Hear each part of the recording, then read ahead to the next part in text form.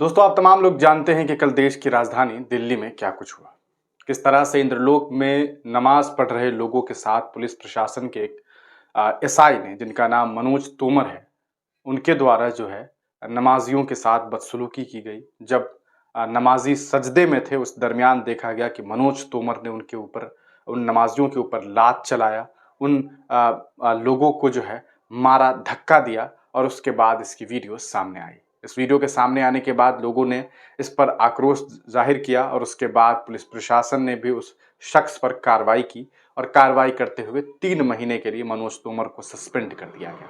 Suspend 3 महीने के लिए ही किया गया है, यानी कि 3 महीने के बाद फिर से उस शख्स को नौकरी पे ले आया जाएगा। आज ये भी देखा गया कि हिंदुस्तान का एक अच्छा खासा तबका जो है उस मनोज तोमर के समर्थन में जो है वो सोशल मीडिया प्लेटफॉर्म एक्स पर ट्रेंड करवा रहा था कि वी सपोर्ट या आई सपोर्ट मनोज तोमर। ऐसे इंसान को जिसने गुंडई की, जिसने गुंडागर्दी की, जिसने एक नमाजी की जो है नमाज को कहा सकता है कि जब वो नमाज पढ़ रहा था उस दरमियान उसे धक्का दिया, उस पर जो है पैर चलाया, उस पर लात चलाया और उससे सबने देख लिया है। लेकिन ये तो खैर कल की बात थी, लेकिन आज बात करेंगे उन नाम निहाद सेकुलर पार्टियों की जिन्होंने इस पूरे मामले पर अपना लब तक नहीं खोला। उनके मुंह से एक बात तक सामने नहीं आई। एक तरफ लोग सेकुलरिज्म की बात करते हैं, एक तरफ ये लोग समाजवाद की बात करते हैं, धर्मनिरपेक्षता की बात करते हैं, मुसलमानों के हक हुकूक की बात ये कह करके करते हैं कि अल्पसंख्यकों के साथ गलत हो रहा है। इनके मुंह से मुसलमान लफ्ज़ नहीं निकलता है। ये जब लिखते हैं तो डर से मुसलमान नहीं लिखते हैं, ताकि इनके जो लोग हैं वो नाराज़ ना हो जाए। अब सबसे बड़ा सवाल ये उठता है कि अगर बात करें कल की डेट में देश में सबसे बड़ी घटना क्या हुई, तो मुझे लगता है इससे बड़ी घटना कुछ नहीं हुई कि किस तरह से भारत में एक खास समुदाय को, मुस्लिम समुदाय के लोगों के साथ बदसलूकी की गई। लेकिन सवाल ये है कि इस पूरे मामले पर जो विपक्षी दल है, जिन्हें मुसलमान वोट करती है, जिन्हें मुसलमान जो है वोट दे करके उन्हें जिताती है, उन लोगों ने इस पूरे मामले पर क्या कुछ कहा है। मुझे जहाँ तक जानकारी है, मैंने इस पूरे मामले को लेकर के कुछ पार्टियों को देखा, जैसे कि असदुद्दीन ओवैसी ने इस पूरे मामले पर खुल करके अपना बयान जारी किया। उन्होंने ये कहा कि लात मारो या गोली मार दो, हम नमाज पढ़ेंगे, हमें तुम रोक नहीं सकते। हमने इस पूरे मामले पर देखा कि एक उत्तर प्रदेश के एक नेता हैं चंद्रशेखर आज़ाद, उन्होंने भी इस पूरे मामले पर कुछ ट्वीट्स किए। लेकिन सवाल ये उठता है कि जिन्हें वोट देते हैं उन्होंने क्या कुछ कहा है। हम आपको सिर्फ बताएंगे नहीं, बल्कि आपको दिखाएंगे, ताकि आपकी आंखें खुल सके और आप समझ सके कि देश में क्या कुछ हो रहा है। चलिए, सबसे पहले आप जिन्हें वोट देते हैं उनके तरफ चलते हैं, सर्च कर लेते हैं, ट्विटर पे चलते हैं और सर्च करते हैं कि राहुल गांधी ने इस पूरे मामले पर क्या कुछ कहा है। राहुल गांधी से शुरुआत करेंगे और पहुंचेंगे अखिलेश यादव तक। ये राहुल गांधी का ट्विटर प्लेटफॉर्म है, आप देख सकते हैं, न्याय के विरुद्ध न्याय का युद्ध। लेकिन देखना यह है कि अन्याय के विरुद्ध न्याय का युद्ध। अब देखना यह है कि अन्याय के खिलाफ इन्होंने क्या कुछ युद्ध किए हैं। इनका ट्वीट देखते हैं, ये तो 2 दिन पुराना है, ये अभी इन्होंने 3 घंटा पहले लिखा है। जो पीछे रह गए हैं अपने, पूरे होंगे उनके भी सपने। चलिए ठीक है, ये सपने दिखा रहे हैं। क्या हमने कभी सोचा है कि गरीब कौन है? चलिए ठीक है, देश में रोजगार क्रांति लाएंगे, ये इसकी बात कर रहे हैं। सभी महिलाओं को अंतर्राष्ट्रीय महिला दिवस की शुभकामनाएं दे रहे हैं। अभी 1 दिन पहले काल हरे, कष्ट हरे, दुख हरे, दरिद्र हरे, सबके जीवन में न्याय स्थापित करे, और इन्होंने जो है पूजा अर्चना की है, उसकी तस्वीर डाली है। चलिए बढ़िया है, लेकिन ये अब 2 दिन पहले हो गया, यानी कि 2 दिन पहले तक इनका जो ट्वीट है, युवाओं एक और खुशखबरी सुनो। चलिए, इनकी खुशखबरी हम बाद में सुनेंगे, पहले हम आपको ये बताएंगे कि ये वही राहुल गांधी हैं जो कि वायनाड की सीट से चुनाव लड़ते हैं, जहां पे मुसलमानों के वोट से ये जीत करके सांसद बनते हैं और संसद भवन पहुंचते हैं। वरना पिछली बार अमेठी में ये चुनाव हार गए। क्यों हारे आप तमाम लोग जानते हैं, क्योंकि इनके लोगों ने, यानी कि इनकी जात के लोगों ने वोट नहीं किया, यानी कि वहां पर मुसलमान नहीं थे। मुसलमानों की जो कहा सकता है वहां पर जो आबादी थी वो इतनी नहीं थी कि इन्हें चुनाव जिता सके, वरना मुसलमान तो इन्हें ही चुनाव जिता देते। लेकिन मुसलमानों के लिए इन्होंने एक लफ्ज नहीं बोला।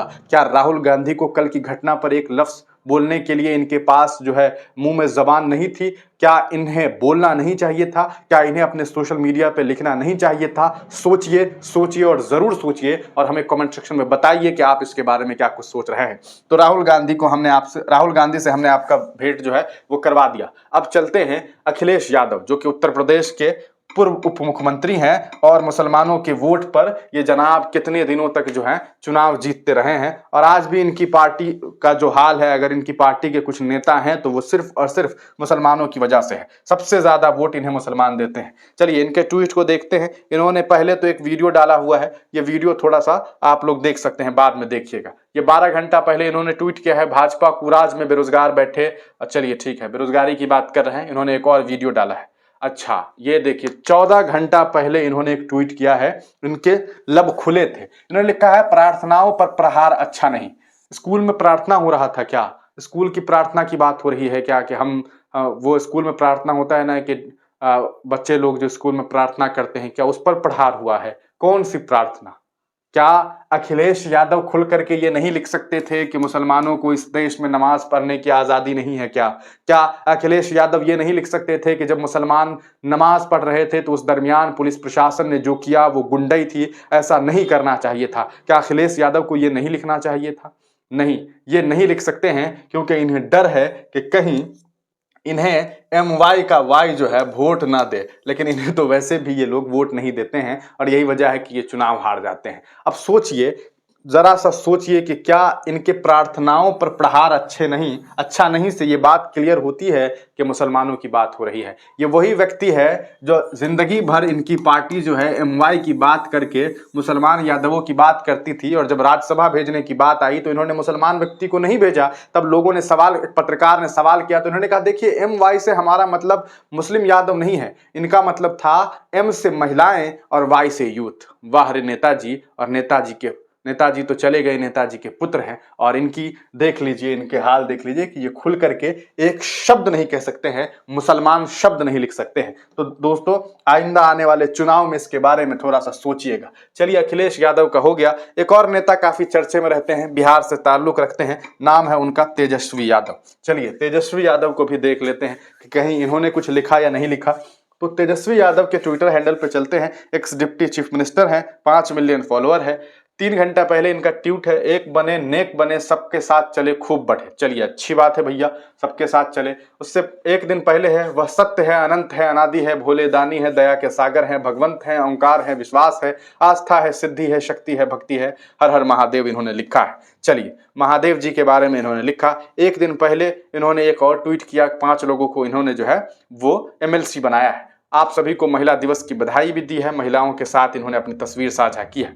चलिए ये भी अच्छा है, यानी कि अखिलेश यादव के बाद तेजस्वी यादव भी इस काबिल मुसलमानों को नहीं समझे और इनको कल की घटना इतनी अहम नहीं लगी कि ये लिखते कि देखिए मुसलमानों के साथ अत्याचार हुआ है।